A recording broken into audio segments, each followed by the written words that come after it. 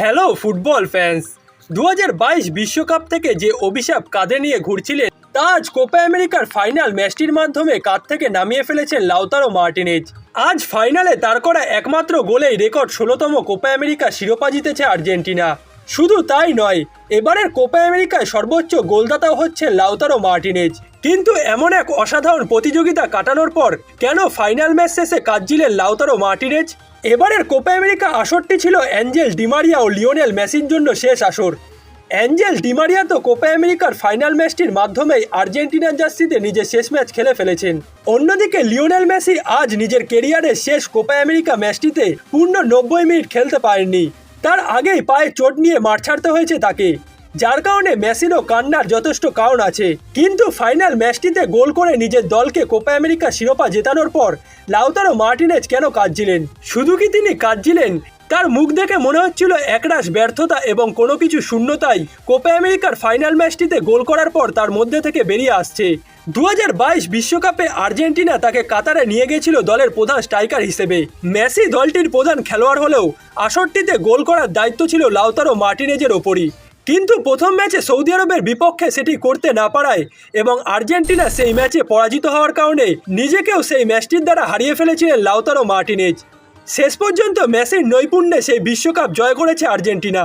36 বছর পর বিশ্বকাপ খরা কাটিয়ে সোনালি ট্রফিটা নিজেদের হাতে তুলেছেন লিওনেল মেসিরা। কিন্তু মেসির স্বপ্ন পূরণে সেই বিশ্বকাপ লাউতারো মার্টিনেজের জন্য কেটেছে দুঃস্বপ্নের মতো।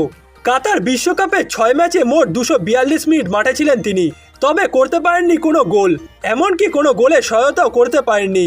নকআউট পর্বে গোলের একাধিক সহজ সুযোগ মিস করে সেই সময় ফ্যান্সদের ট্রোলিংয়েরও শিকার হয়েছিলেন লাউতারো মার্টিনেজ।